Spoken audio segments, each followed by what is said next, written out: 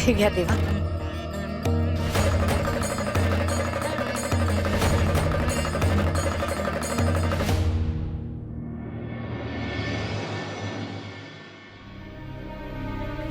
स्वामी, कापूस आणि दगड कशासाठी? तुमच्या प्रश्नांची उत्तरं देण्यासाठी. प्रश्नांची उत्तरं? नाही, म्हणजे कापूस आणि दगड याचा उत्तराशी काय संबंध?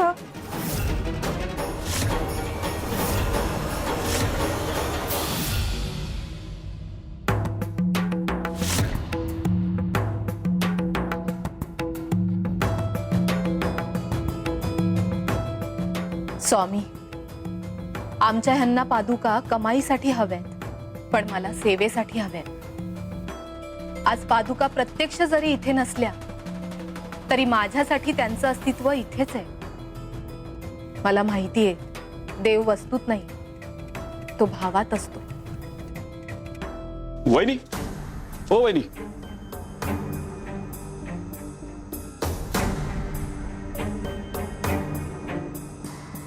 ओ वहिनी, सोपान भाऊ पहाटे शेतावर गेले नव्हते का? पहाटे? काल रात्री पिकाला पाणी सोडलं होतं. अहो, पाणी तर सोडलं होतं, पण पहाटे जाऊन बांध बांधून ते पाणी अडवणं गरजेचं होतं. म्हणजे ते गेलेच नाहीत का? अहो, मला तर वाटलं पहाटे ते जाऊन आलेत आणि मग झोपलेत. नाही वहिनी, आता सगळं पीक वाहून गेलंय. काय? पीक वाहून गेलं? हो. हे असं व्हायला नको होतं. का हाही स्वामींचाच इशारा आहे का? देव जेव्हा देतो तेव्हा विश्वास देतो, आणि जेव्हा घेतो तेव्हा अहंकार काढून घेतो. बरं वहिनी, मी निघतो.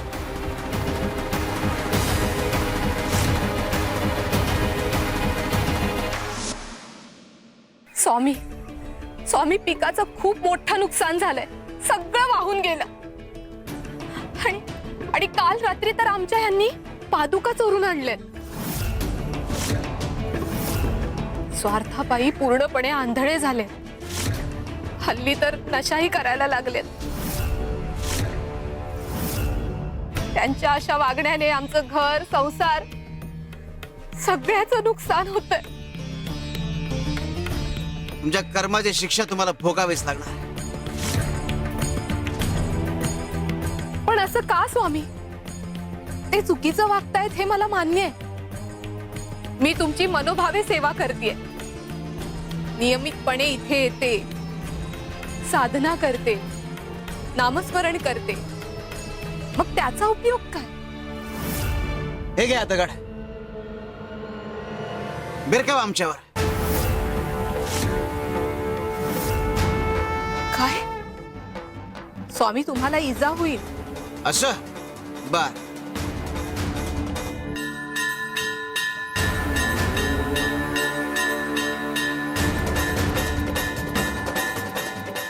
आता बिरका, आता होईल का इजा? नाही, ह्याने इजा होणार नाही. सुमित्रे, तुमची कर्म या दगडाप्रमाणे असतात, ते तुम्हाला इजा करतात. पण त्याच्यावर जर भक्तीचं आणि श्रद्धेचं आवरण असेल तर तुम्हाला इजा पोहोचत नाही. तुझ्या नवऱ्याच्या कर्माची फळं तुला भोगावी लागणारच आहेत, पण तुला त्याचे गंभीर परिणाम भोगावे लागणार नाहीत, कारण तुझ्या भक्तीमुळे आणि श्रद्धेमुळे. स्वामी, पण ह्यांना ह्यांच्या चुकीची जाणीव कशी करून द्यायची? हेच लागल्याशिवाय शहाणपण येत नाही सुमित्रे.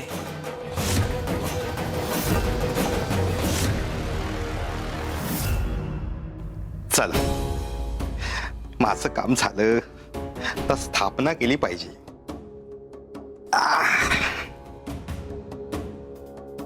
कामाला लागलं पाहिजे. पादुका इथं? अहो, ह्या तर भाऊजींकडे होत्या ना.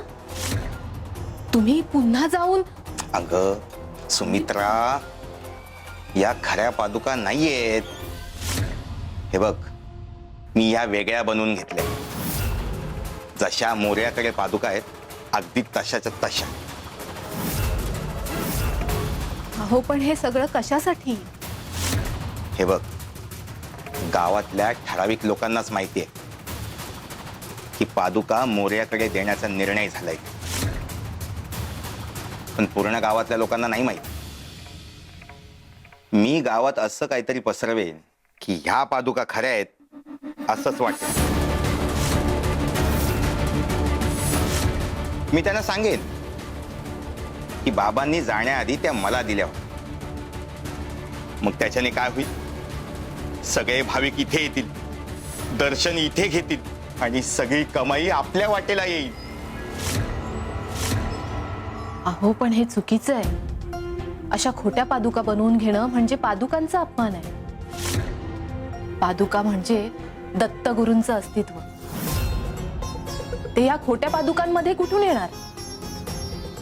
भाविकांना दर्शन घेतल्यावर जी अनुभूती येते ती त्यांना कुठून मिळणार?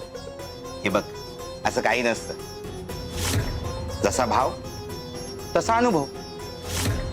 लोकांना जेव्हा वाटेल की ह्या खऱ्या पादुका आहेत, अनुभव पण तसाच येईल. चला, मला स्थापना करू द्या. थांबा जरा.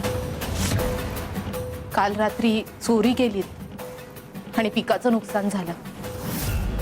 आता जे काही करणार आहात त्याचे परिणाम काय होतील हे सांगता येणार नाही.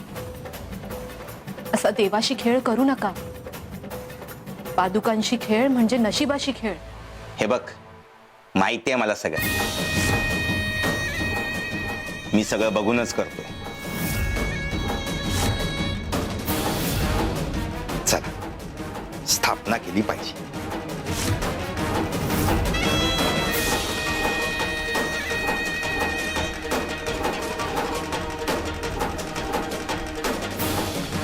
पण ह्यांना ह्यांच्या चुकीची जाणीव कशी करून द्यायची? हेच लागल्याशिवाय शहाणपण येत नाही सुमित्रे.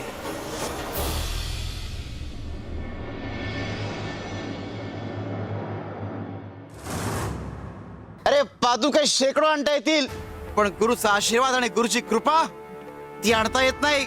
हो देवा, ती कमवावी लागते. सेवेने, नम्रतेने आणि शुद्ध भावनेने. अगदी बरोबर आहे.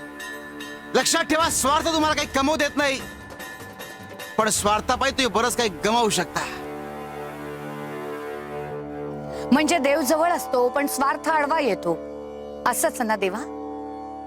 स्वामी, स्वामी,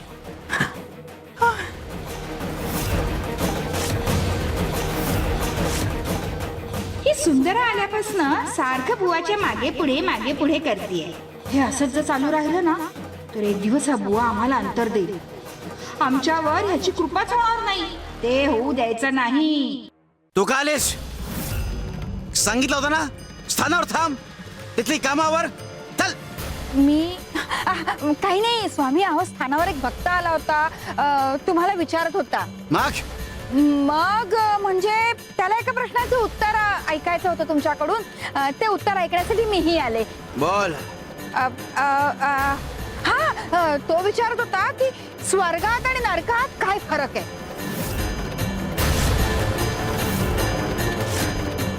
चल आमच्या बरोबर.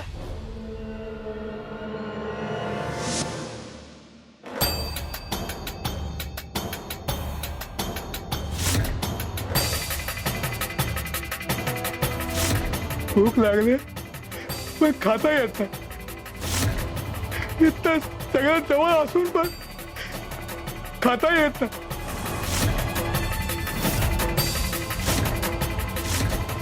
देवा, हे काय आहे? हा नरक आहे. नरक? हो, इथे सुख आहे, सुविधा आहे, संधी आहे, पण इथे स्वार्थ आहे, म्हणून कुणालाच तृप्ती नाही.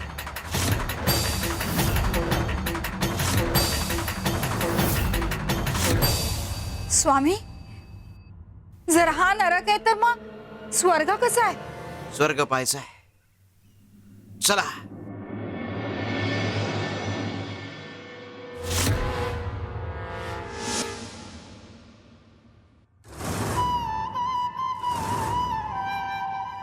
हो, आधी तू खा, तुझा वाटा.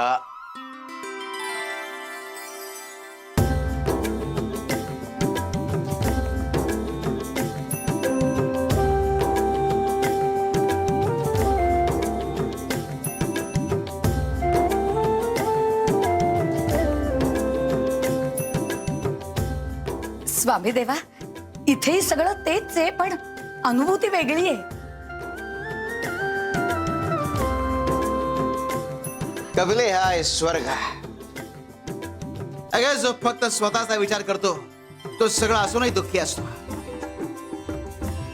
आणि जो स्वतः आधी दुसऱ्यांचा विचार करतो त्याच्याकरता हे जग स्वर्ग आहे. स्वार्थ म्हणजे नरक आणि स्वतः आधी दुसऱ्यांचा विचार करणं म्हणजे स्वर्ग.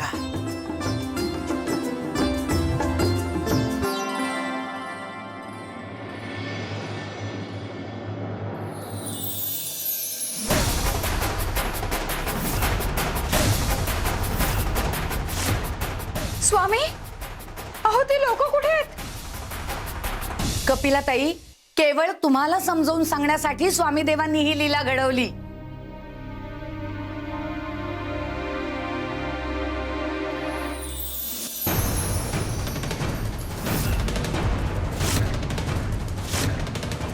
स्वामी, स्वामी कुठे गेले? स्वामी देव कुठे? सांगा ना, कुठे होता? तिथेच जिथे या पुढे आम्ही असणार आहोत. चला चला बघूया. स्वामी, स्वामी कुठे आहात? स्वामी, स्वामी देव कुठे गेले कपिलाताई?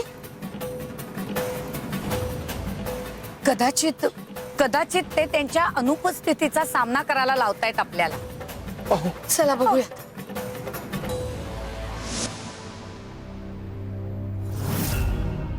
श्री गुरुदेव दत्त.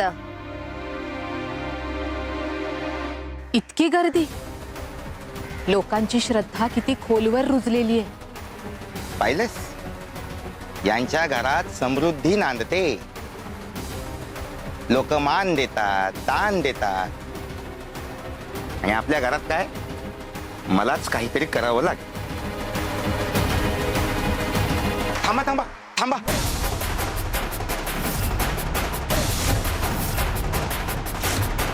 खऱ्या पादुका इथे नाहीयेत. काय म्हणता सोपान भाऊ? अहो, या मोरयाने ना खोट्या पादुका बनवून ठेवल्यात. खऱ्या पादुका माझ्या घरी आहेत.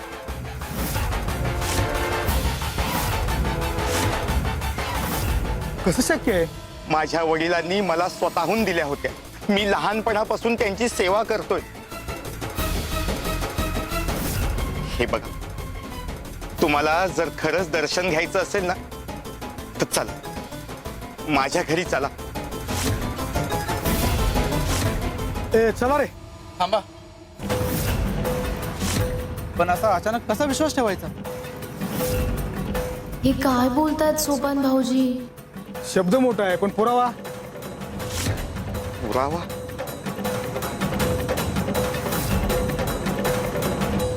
गणू, इकडे ये बाळा. काय बाबा? काही नाही बाळा. हे बघा, तुम्हाला जर माझ्यावर विश्वास नसेल ना, तर या निष्पाप मुलाच्या डोक्यावर हात ठेवून शपथ घेतो, मी जे बोलतोय ते खरं बोलतो. अहो, खऱ्या पादुका माझ्याच घरी आहेत.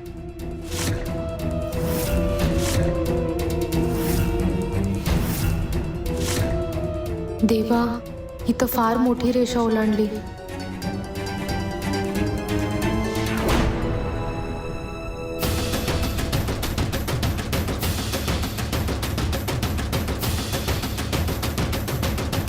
श्री गुरुदेव दत्त. श्री गुरुदेव दत्त. श्री गुरुदेव दत्त.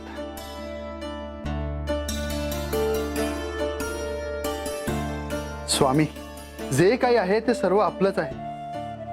माझं असं काही नाही आणि कधी नव्हतंही. श्री गुरुदेव दत्त. अहो अहो काय झालं अहो, बंधू? बाहेर विपरीत घडतंय. विपरीत? सोपान भाऊजी लोकांना सांगतायत की आपल्या घरातल्या पादुका खोट्या आहेत आणि खऱ्या पादुका आहेत ते त्यांच्या घरी आहेत. अहो, त्यांनी गणूच्या डोक्यावर हात ठेवून शपथ घेतलीये. लोक गोंधळलेत. स्वामींच्या नावावर असं खोटं? स्वामी, आज खूप कठीण परीक्षा आहे. चल पद्मिनी. हो.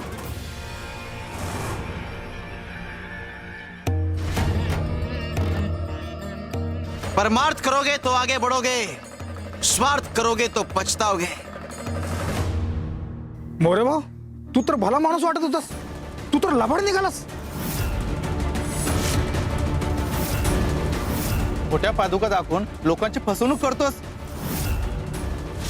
याने तर श्रद्धेचा बाजार मांडला. अहो, हे काय बोलतायत लोक तुमच्याबद्दल? हे बघा, हे सगळं चुकीचं आहे. खोट्या पादुका दाखवून आमची लुबाडणूक करतोस. आमच्या श्रद्धेचा अपमान केलायस तू. कुठे फेडशील पाप? दत्तगुरूंना तर घाबर. स्वामीच्या नावानं धंदा करतोस. नाही, हे खोटं आहे. आमच्या घरात असलेल्या पादुकाच खऱ्या आहे. देवाच्या नावावर मी कधीही खोटं बोललेलो नाहीये. आम्ही तुमची कसलीही फसवणूक केलेली नाहीये हो. अहो, तुमची श्रद्धा आमच्यासाठीही पवित्र आहे. म्हणजे मी खोटं बोलतोय का? मोर्या भाऊ, पोटच्या लेखाची खोटी शपथ कोण घेणार? एवढं धाडस कोण करेल? अहो दादा, स्वामींनी स्वतः पादुकांचा निवाडा केलाय. तुम्हाला हवं तर तुम्ही स्वामींनाच विचारा, तेच तुम्हाला सत्य सांगतील. हो, काय गरज नाही. खरं आमच्या समोर आले. खऱ्या पादुका सोपांच्या घरी आहेत. ए, चला रे सोपांच्या घराकडे. थांबा. सोपान, तुला हव्या असतील तर खऱ्या पादुका घेऊन जा. अरे पण खोट्या पादुका दाखवून दत्तगुरूंना दुखावू नकोस. हो भाऊजी, घेऊन जा तुम्ही या पादुका. पण पादुकांच्या नावाखाली तुम्ही कमाई करू नका. देवाचा अपमान होतो. हवं तर मला मिळालेल्या अर्ध्या संपत्तीतला अर्धा वाटा तुला देतो. पण हे थांबव. नाही दादा, मला संपत्तीची लालसा नाही. तूच कमाई करत होतास. तू पादुकांचा गैरवापर केलास आणि हे सगळं मला थांबवायचं होतं. म्हणूनच मी हे सत्य यांच्या समोर आणलं. हे बघा, तुम्हाला जर खरंच दर्शन घ्यायचं असेल ना, तर चला माझ्या घरी. चला माऊली. सोपान भाऊजी थांबा. भाऊजी, सोपान, असं करू सोपान नका. थांब. हे पाप आहे सोपान. परमार्थ करोगे तो आगे बढ़ोगे, स्वार्थ देखोगे तो पछताओगे. देवा, अहो, कुठे चाललाय तुम्ही? वही जहां हमें जाना है. हमने हमारा नया ठिकाना बना लिया है. नया ठिकाणा कुठला देवा?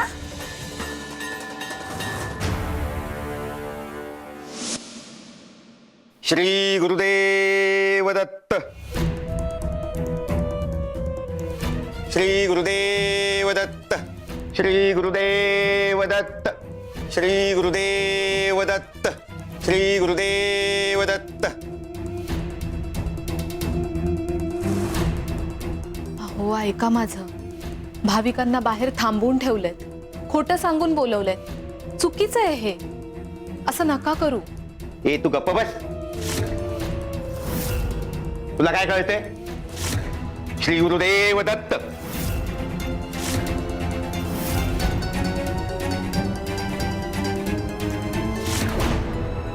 श्री गुरुदेव दत्त. या या या या, दर्शन घ्या, दर्शन घ्या.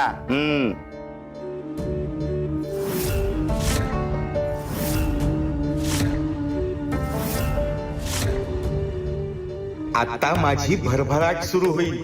काहीतरी वेगळंच वाटतं ना इथं. हो, इथं शांतता आहे, पण ओळखीची वाटत नाही. अहो, असे थांबलात का?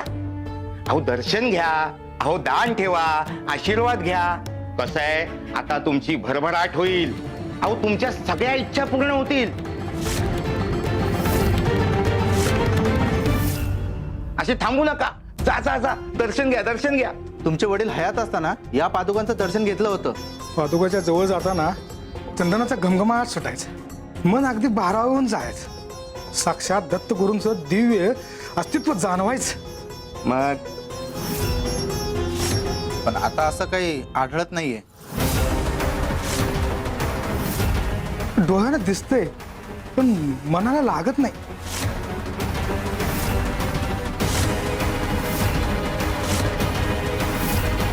परमार्थ करोगे तो आगे बढ़ोगे, स्वार्थ करोगे तो पछताओगे. अरे वेड्या, देव सजावटीत नसतो, तो समर्पणात असतो. आणि जिथे स्वार्थ असतो तिथे दिव्यता थांबत नाही, ती निघून जाते. शिवार शंकर नमामि शंकर शिवशंकर शंभो, हे गिरिजापती भवानी शंकर शिवशंकर शंभो.